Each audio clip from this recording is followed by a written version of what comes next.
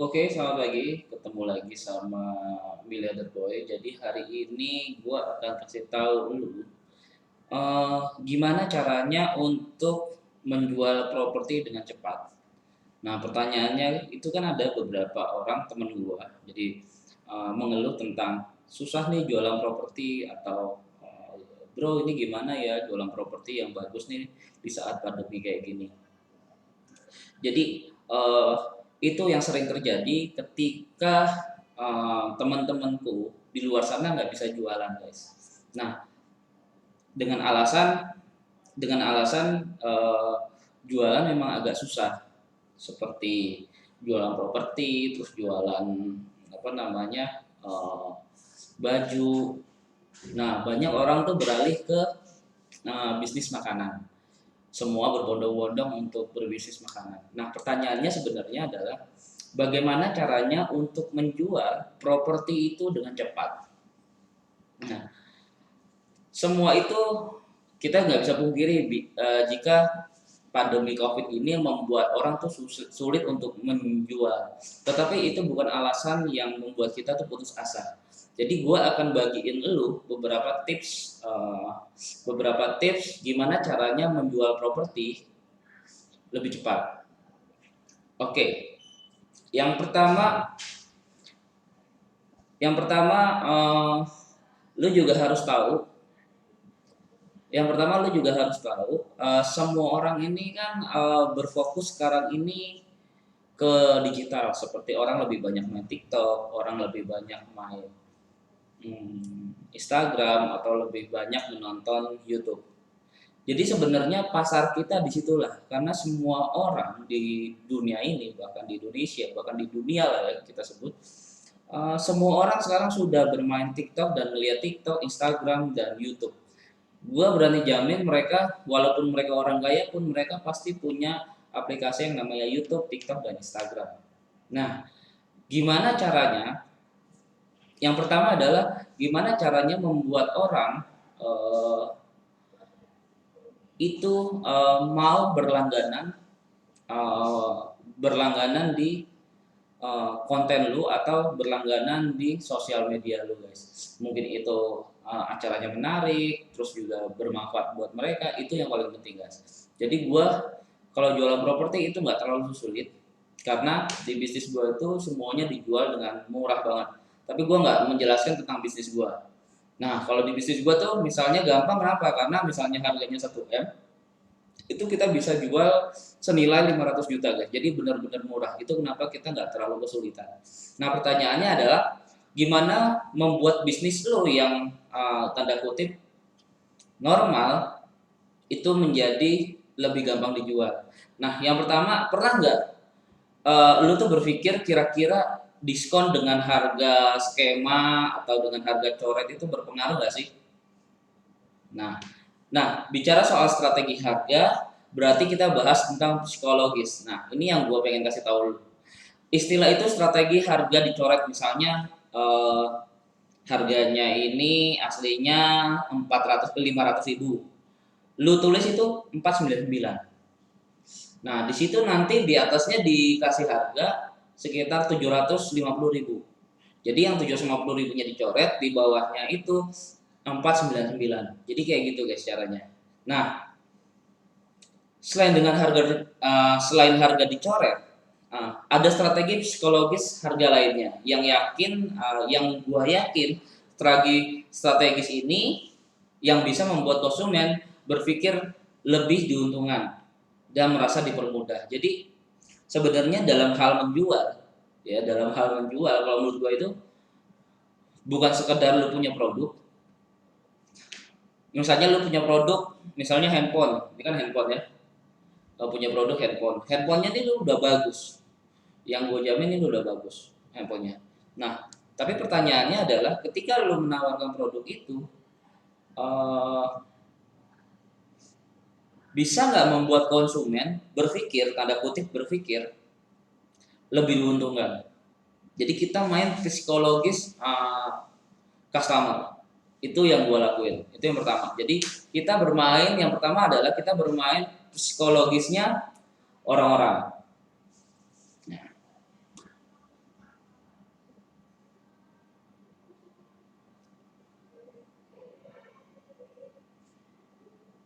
Oke, kita akan bermain di psikologisnya orang-orang.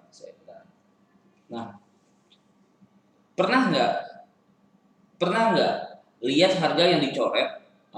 Misalnya contoh yang tadi gue jelaskan 749, contoh lu jualan properti ya sekitar 700, harga harga aslinya tuh sekitar 550 juta.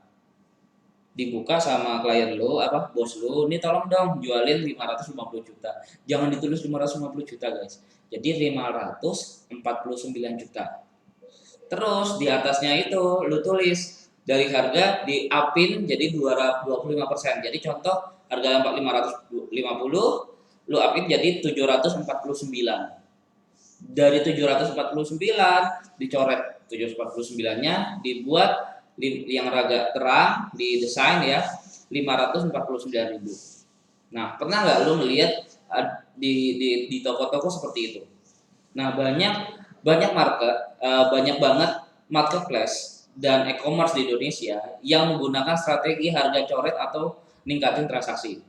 Tapi apakah strategi itu benar-benar efektif bikin konsumen jadi beli barangnya? Itu pertanyaannya.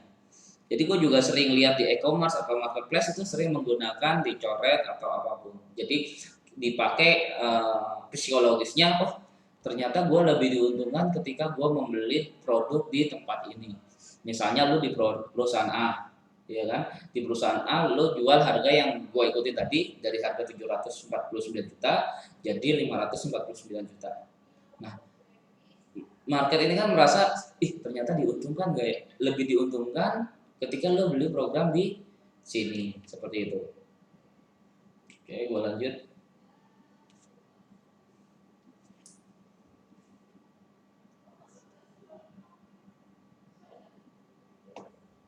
Oke. Yang kedua adalah, sebentar. Oke.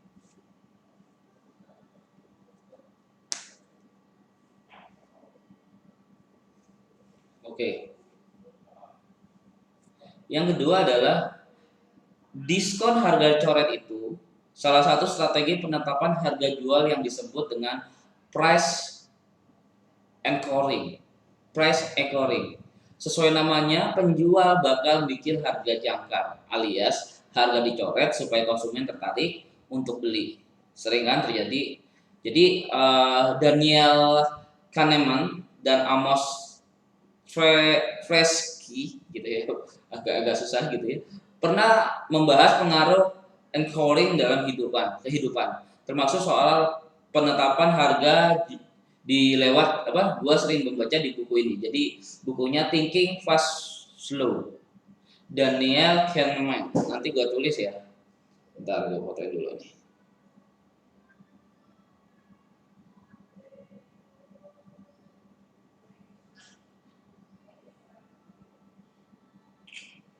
Jadi di buku ini menceritakan tentang membahas pengaruh anchoring dalam kehidupan. Jadi itu yang gue mau kasih tahu dulu. Selanjutnya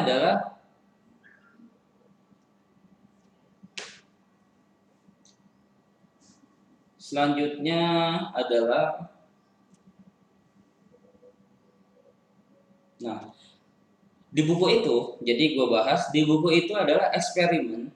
Eksperimen itu manusia itu dinilai akan terpengaruh untuk membuat kesimpulan berdasarkan informasi dari angka-angka. Oke, gue ulangin. Dalam eksperimennya, manusia itu dinilai akan terpengaruh untuk membuat kesimpulan berdasarkan informasi dari angka-angka. Jadi, manusia itu bakalan terpengaruh lewat sebuah angka. Contoh begini, misalnya lu contoh bermain TikTok, orang itu akan lebih semangat itu ketika ada angka-angkanya guys. Jadi di angka-angkanya itu misalnya viewernya jadi 4.000, terus juga dari 100 tahu-tahu 4.000 FYP, misalnya jadi puluhan ribu, itu jadi lebih semangat membuat konten. Misalnya juga lu ketika di Instagram atau YouTube, ketika viewer lu banyak, itu kan membuat lu jadi semangat nih membuat konten terus. Nah, gitu kan. Jadi ketika lu merasa diuntungkan, itu lu akan lebih semangat atau mau membeli atau transaksi guys. Padahal di sini hanya berupa angka doang, bermain di posisi angka.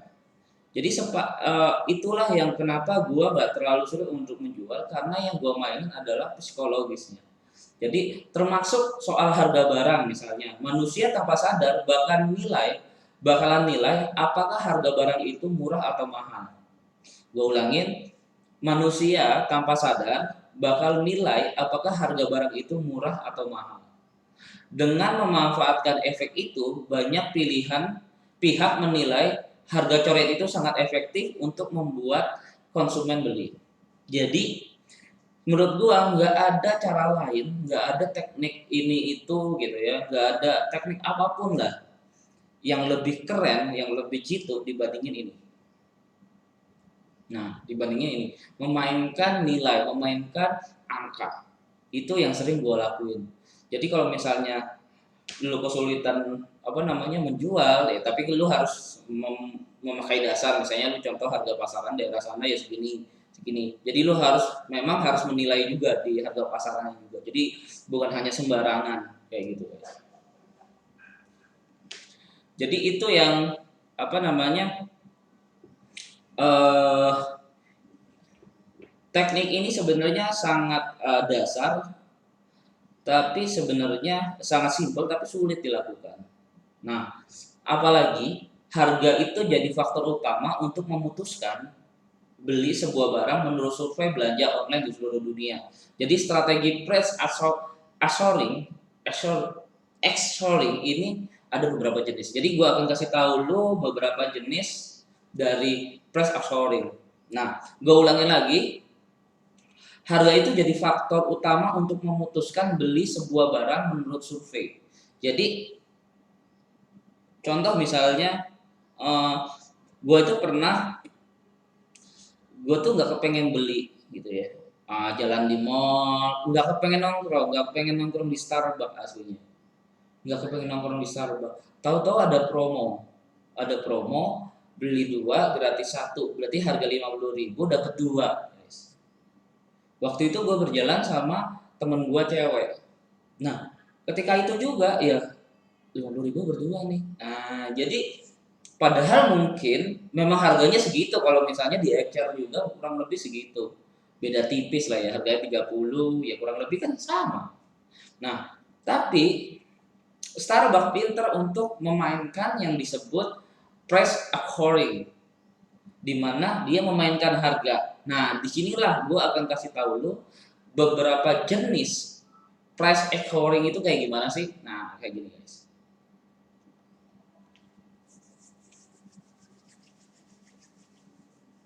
Oke, gue lanjut ya. Nah,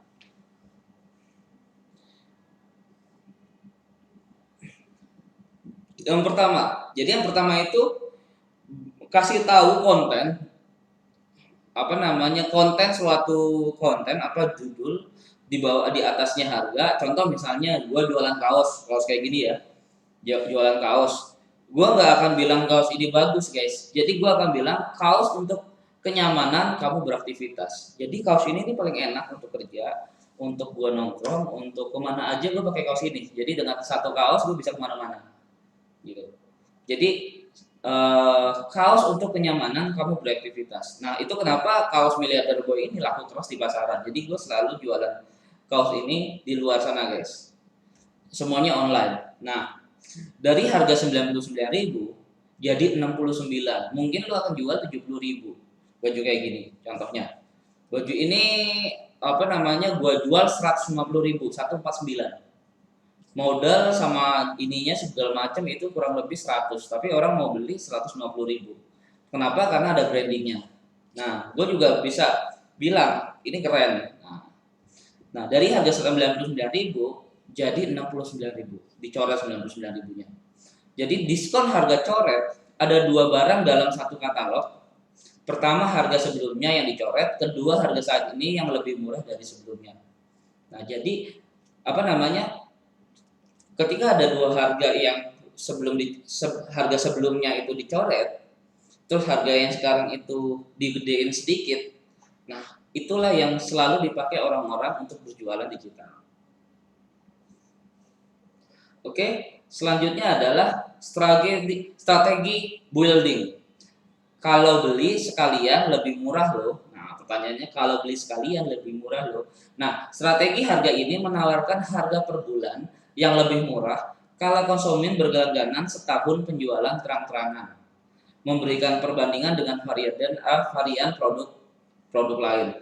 Jadi kalau misalnya lo lihat di apa namanya kayak di digital gitu ya kan, harga per 12 bulan apa per bulannya itu berlangganan, misalnya berlangganan kayak lu Canva.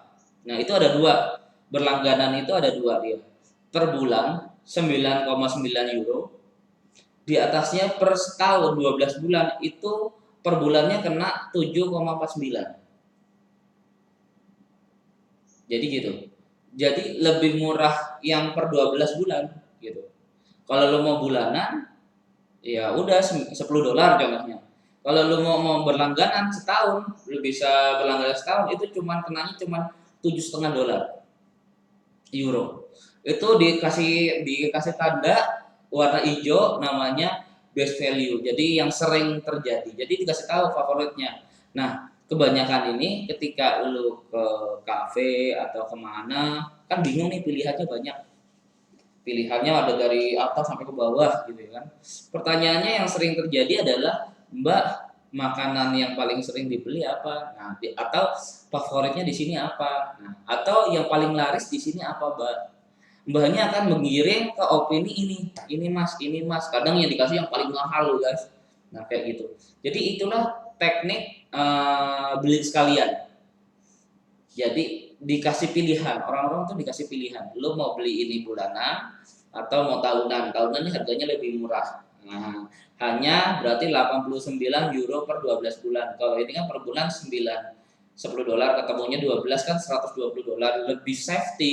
Lebih safety itu sekitar 30 dolar, 30 euro sorry. Jadi ketika lu membeli itu merasa diuntungkan guys. Nah, kayak gitu. Nah, banyak nih orang-orang terlalu sibuk memikirkan cara berjualan, strategi marketing, strategi ini, strategi B, C, dan E gitu ya.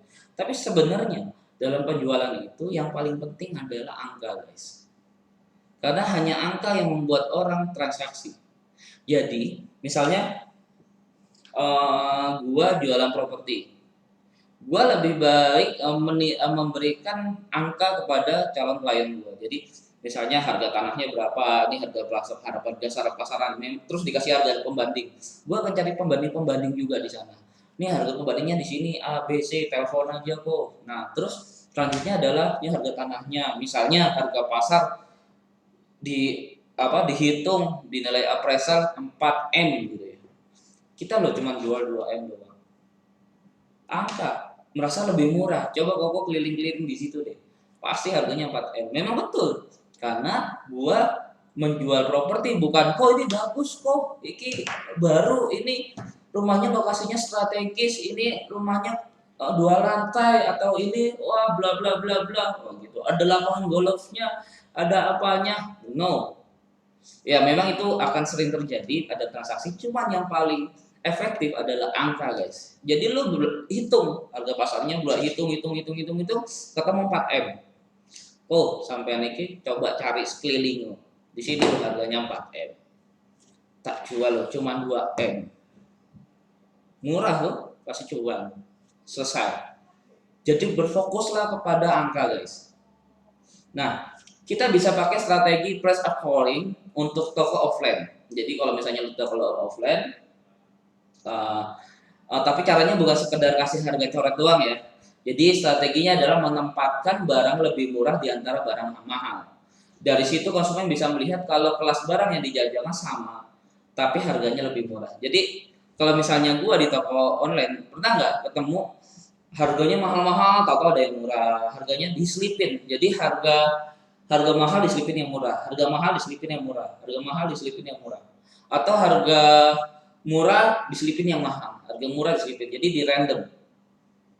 Jadi menempatkan barang lebih murah di antara barang mahal. Nah, merasa ketika dia lihat misalnya dari ujung kiri ke ujung kanan, harga 500.000, 500, 350, tahu-tahu di tengah-tengahnya ada 150.000 guys. Nah, pasti dia beli, ambil yang 150.000. Walaupun orang-orang pertamanya nih lihat-lihat doang. Kebanyakan orang-orang tuh sebenarnya datang ke toko itu cuma lihat-lihat doang guys, ke mall. Tapi ketika murah guys, beli. Di situ ada transaksinya, kayak gitu. Jadi sebenarnya tanpa lu sadarin semua itu bermain. Kita bukan bicara ini bagus, ini kainnya dari ini. Percuma guys, lo kainnya dari kulit, ininya dari apa? Ini. Percuma kalau lo tidak berfokus kepada angka. Jadi pertanyaannya gua adalah, kamu pernah nggak tanpa sadar beli gara-gara harga coret? Nah, lu bisa komen di kolom di bawah, kolom di bawah. Dan juga lu jangan lupa follow dan subscribe Instagram YouTube gua, dan follow Instagram gua Miliarder Boy. Jadi penutup hari ini adalah gua pengen kasih tahu lu semua, bisnis itu berbicara tentang angka guys. Bukan sekedar ini bisnisnya akan naik, ini bisnisnya akan turun gitu ya. Bukan sekedar itu. Jadi menurut gua lebih berfokus kepada angka. Nah, misalnya angka bagaimana? Setiap gue investasi properti, ketika gue investasi properti, yang gue lihat itu bukan ini akan naik. Bukan yang dilihat adalah ini akan naik, guys.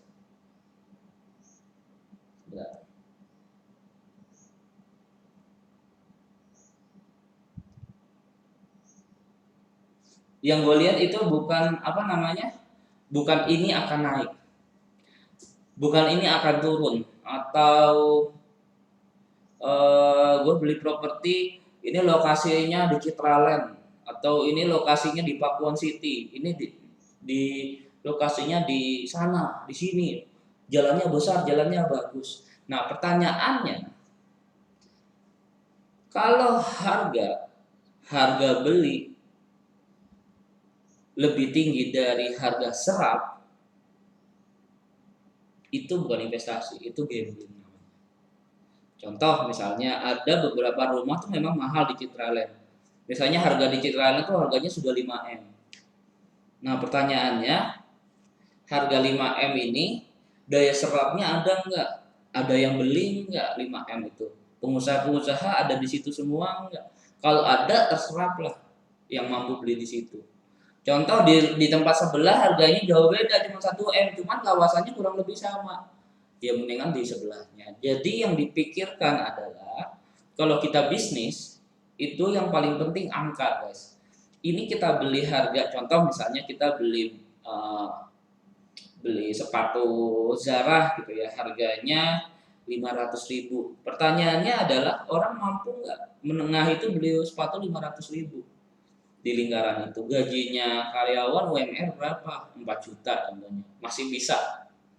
Tapi kalau misalnya gaji UMR-nya 1,5 juta, misalnya lu di Jogja, lu nggak bisa jualan sepatu Zara.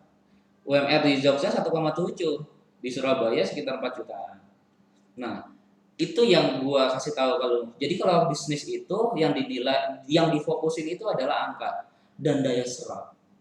Contoh, gua mau bisnis properti, misalnya contoh, gua akan main di lingkaran mana, di bawah 2M atau di atas 2M. Pertanyaannya adalah, di atas 2M ada nggak orang yang mau beli cash? Kalau mau murah kan pasti harus cash dong guys. Jadi gua semua transaksi itu cash keras guys. Semuanya cash keras. Jadi 2M cash. Jadi semuanya cash, nggak ada yang kredit. Jadi berfokus sama yang cash kalau gua. Nah, dari situ adalah gua kenapa ngambil yang di bawah 1,5M, 1M, yang uangnya segitu. Karena pasarannya orang yang sekarang mau keluarin duit, daya serapnya ya segitu doang. Orang yang punya uang nganggur untuk saat ini, yang untuk diinvestasiin, selain dia jaga cash flow perusahaan dan cash flow keluarganya, itu hanya 1M sampai 1,5M paling maksimal. Jadi gue hanya mencari market itu. Nah, balik lagi untuk menjual properti, kembali lagi, gue selalu membeli semua properti yang gue beli itu di bawah harga pasar. Yang gue beli adalah angkanya. Misalnya harga pasarnya 4M tadi, 5M atau 2M contohnya, harga pasar 2M. Misalnya ada penawaran terbaik ada 1,1 sampai 1,2, ambil udah, beli cash. Nanti tahan setahun 2 tahun, jual di harga 1,8.